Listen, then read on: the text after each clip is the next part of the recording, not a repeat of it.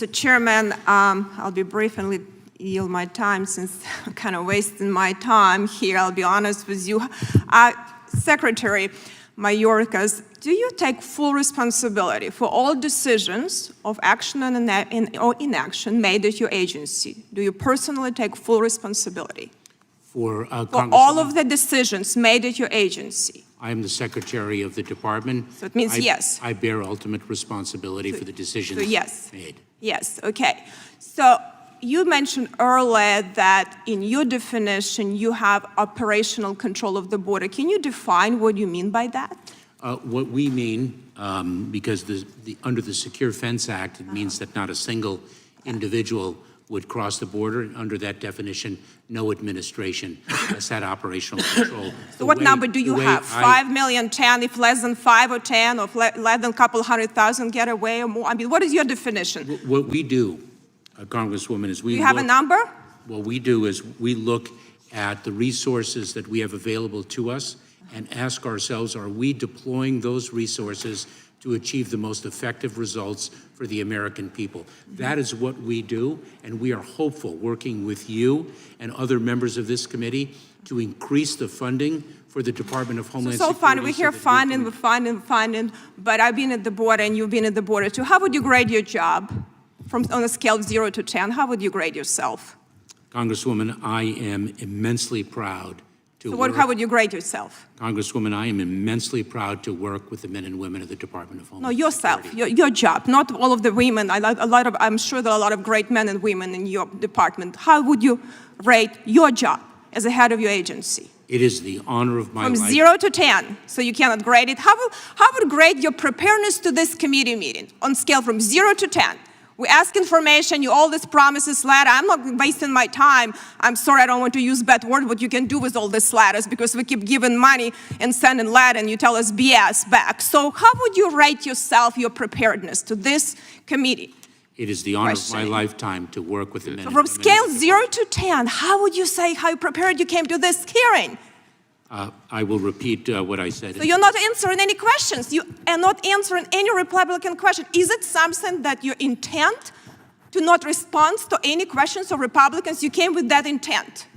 That is incorrect, Congresswoman. Well, you're not answering any questions. It is. I mean, every time I hear you say, we will, we shall, yeah, I don't know. You don't know any numbers. You don't even know how many people you actually, you prosecuted, how many people you deported. You're nothing. How can you say you know how your department is run? As executive, you don't know these numbers? Congresswoman, let me share with you. Well, you haven't shared anything useful here. Let me share I'm sorry to tell you, I'll yield to Chairman Jordan because I'm not going to be wasting your time with this charade and circus. You do not have an intent to do that, and it is a serious national security issue. This border and cartels are stronger. A lot of money NGOs are making who knows what, and probably a lot of corruption over there. And we have a national security crisis, and you sitting here and saying, looking at us with very smiley face, it's unacceptable. But I yield to Chairman Jordan. I thank the gentleman for yielding. Mr. Secretary, of the 140 illegal aliens you've encountered who are on the terrorist watch list, again, this is Mr. Ice's question earlier in the day. What is the status of those 140 individuals? First of all, let me allow the record to reflect that I'm not smiling, nor have I smiled. Yeah. Mr. Chairman, will you repeat your question, please? The 140 individuals who've been encountered on the border who are on the terrorist watch list, what's the status of those individuals? I believe that question already has been posed, and I mentioned to the chairman that we will provide that data to you. Have any of them been released, I guess is another way of framing that. Mr. Chairman, let me say this. Individuals who pose a threat to public safety or national security are detained pending their removal. Well, that's not what the Inspector General said. He said CBP released a migrant on the terrorist watch list and ICE faced information sharing challenges planning and conducting the arrest. This is from Mr. Kufari, the Inspector General, DHS. You disagree with Mr. Kufari? We respectfully do. You do? Okay. I would yield my time to the gentleman from Louisiana. I've only got 25 seconds. I'll just say I don't have time for a question because you'll be elusive, but I just, for the record, since we're stating things for the record, I've been in Congress. The gentleman from Wisconsin is recognized for 5 minutes. May I reserve my right of course, if needed? Of course. Mr. Secretary, I want to go back to the operational control issue that came up first by the ranking member when Congressman Nadler brought it up. And you've addressed it, and I know that Mr. Roy worked through that again, but it's so important, and I think it's such a source of frustration because every time you turn on a TV, there is this imagery that continues, which is people coming across the border. And whether I was in McAllen or in San Diego sector or wherever I was, when you talk to Border Patrol or you talk to your employees, Homeland Security, none of them say, yeah, everything is going well and there is certainly an operational control in place. So even by the definition, which you brought up a couple times, the Secure Fence Act, I don't think anybody asked you again today directly, do you believe that we have operational control at the border right now? Under the statutory definition. Right, under the statutory definition, do we have it? Under the statutory definition, Congressman, not a single individual can cross the border if one has operational control. Last year, approximately 1.7 million people crossed the border. We provide that information to Congress on a monthly basis. Under that definition, no administration has had operational control. What we do is ensure that the resources that we have are deployed most effectively to gain the greatest amount of control that we can.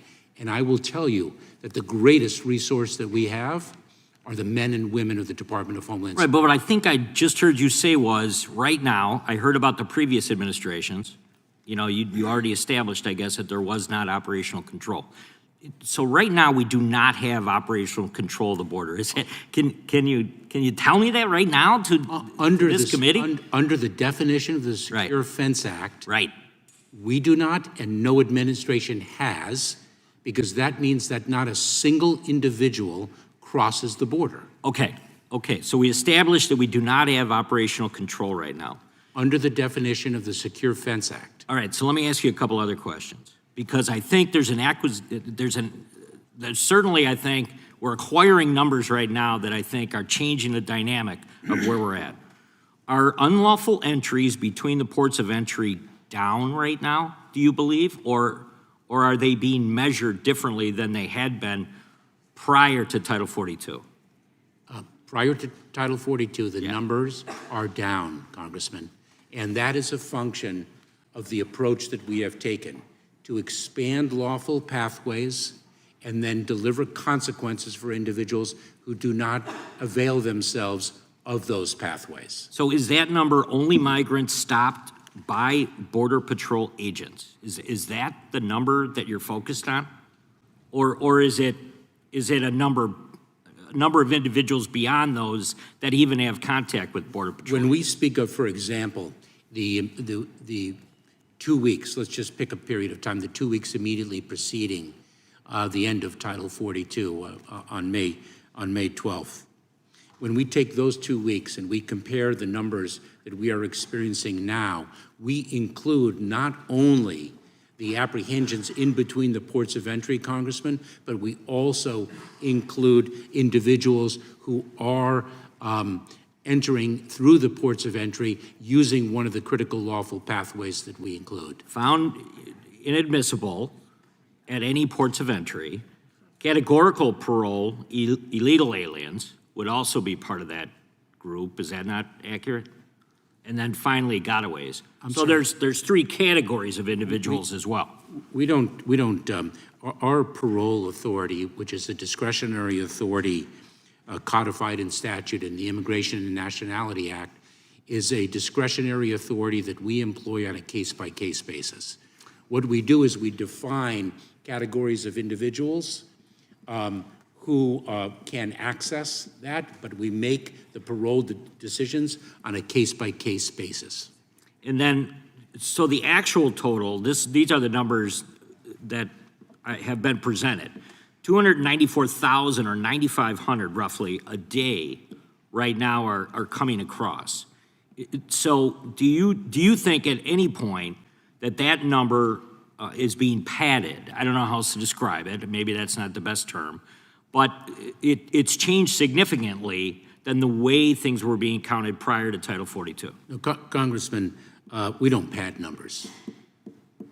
We provide numbers. We act in the Department of Homeland Security with integrity and honor. I yield back. Gentleman yields back. Gentlelady from Texas is recognized. Mr.